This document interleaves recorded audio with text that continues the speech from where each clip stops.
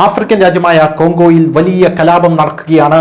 700 പേരാണ് ഈ കലാപത്തിൽ മരിച്ചിരിക്കുന്നത് എന്ന വമ്പൻ റിപ്പോർട്ടുകളൊക്കെ പുറത്തു വരുന്ന പശ്ചാത്തലത്തിൽ ഇപ്പോൾ അവിടെയുള്ള അതായത് കോങ്കോയിലുള്ള ഇന്ത്യൻ വംശജർക്ക് അവിടെയുള്ള ഇന്ത്യൻ എംബസി വലിയ ഒരു മാർഗനിർദ്ദേശം നൽകിയിരിക്കുന്നു, വലിയ ഒരു സുരക്ഷാ മുന്നറിയിപ്പ് നൽകിയിരിക്കുന്നു. ഇന്ത്യക്കാർ സുരക്ഷിത സ്ഥാനത്തേക്ക് എത്രയും പെട്ടെന്ന് മാറണം എന്നാണ് നമ്മുടെ ഇന്ത്യൻ എംബസി അവിടെ പറഞ്ഞിരിക്കുന്നത്. ഏകദേശം 1000-ഓളം ഇന്ത്യക്കാർ മാത്രമാണ് കോങ്കോയിലുള്ളത് എന്നാണ് മനസ്സിലാക്കാൻ സാധിക്കുന്നത്. കോങ്കോയിലെ കിൻഷാസയിലുള്ള ഇന്ത്യൻ എംബസിയാണ് ഇക്കാര്യം പറഞ്ഞിരിക്കുന്നത് എന്ന റിപ്പോർട്ടുകൾ വരുന്നു. ബുക്കാവുവയിലുള്ള എല്ലാ ഇന്ത്യക്കാരും ഉടനടി തന്നെ മാറണം എന്നാണ് പറഞ്ഞിരിക്കുന്നത്. അടിയന്തര പദ്ധതി നിങ്ങൾക്ക് വേണ്ടി തയ്യാറാക്കുന്നുണ്ട്, 3 പ്രധാനപ്പെട്ട നിർദ്ദേശങ്ങൾ വരുന്നുണ്ട് എന്നും ഇന്ത്യൻ എംബസി പറഞ്ഞിട്ടുണ്ട്. കോങ്കോയിൽ 1000 ഇന്ത്യക്കാരുണ്ട്. റുവാണ്ടയുടെ പിന്തുണയുള്ള M23 വിമതർ ഈസ്റ്റ് കോങ്കോയിലെ ഗോമ നഗരം പിടിച്ചെടുത്ത പശ്ചാത്തലത്തിലാണ് ഈ കാര്യങ്ങൾ വരുന്നത് എന്ന റിപ്പോർട്ടുകളാണ് വരുന്നത്. ഈ ഗോമ നഗരം എന്ന് പറയുന്നത് മിനറൽസ് അതായത് ധാതു സമ്പന്നമാണ് എന്നാണ് മനസ്സിലാക്കാൻ സാധിക്കുന്നത്.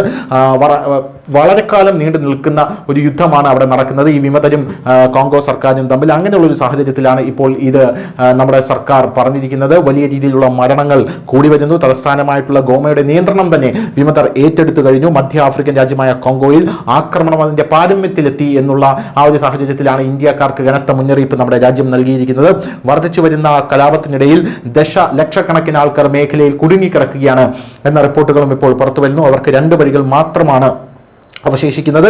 ഒന്നുകിൽ ദുർബലരും അസംഘടിതരുമായുള്ള ദേശീയ സൈന്യത്തിൽ അഭയം തേടുക, അല്ലെങ്കിൽ മാർച്ച് 23 അല്ലെങ്കിൽ M23 എന്നിങ്ങനെയുള്ള വിമതരെ പിന്തുണച്ചതായി പറയുക എന്നുള്ളതാണ് അവർക്കുള്ള. അതുമല്ലെങ്കിൽ റുവാണ്ടയിലേക്ക് പലായനം ചെയ്യുക എന്നുള്ളതാണ് അവർക്ക് മുന്നിലുള്ള ഏക പോംവഴി എന്ന് പറയുന്നത്. എന്തായാലും കിൻഷാസയിലെ ഇന്ത്യൻ എംബസി ഇന്ത്യൻ പൗരന്മാരെ സുരക്ഷിത സ്ഥാനത്തേക്ക് എത്തിക്കാനായുള്ള ശ്രമങ്ങൾ നടത്തിക്കഴിഞ്ഞു. കിൻഷാസയിലെ ഇന്ത്യൻ എംബസി അതിനായുള്ള കാര്യങ്ങൾ ചെയ്യുന്നു. 200 കിലോമീറ്റർ അതായത് ഗോമയിലെ 200 കിലോമീറ്റർ അകലെയുള്ള ബുക്കാവുവയിലേക്കാണ് M23 വിമതർ നീക്കങ്ങൾ നടത്തി എന്നുള്ള റിപ്പോർട്ടുകൾ പുറത്തു വരുന്നത്. അതിർത്തികൾ, വാണിജ്യ റൂട്ടുകൾ എന്നിവിടങ്ങളിൽ ബുക്കാവുവയിൽ താമസിക്കുന്ന എല്ലാ ഇന്ത്യൻ പൗരന്മാരും സുരക്ഷിത സ്ഥാനത്തേക്ക് പോകണമെന്നാണ് പറഞ്ഞത്.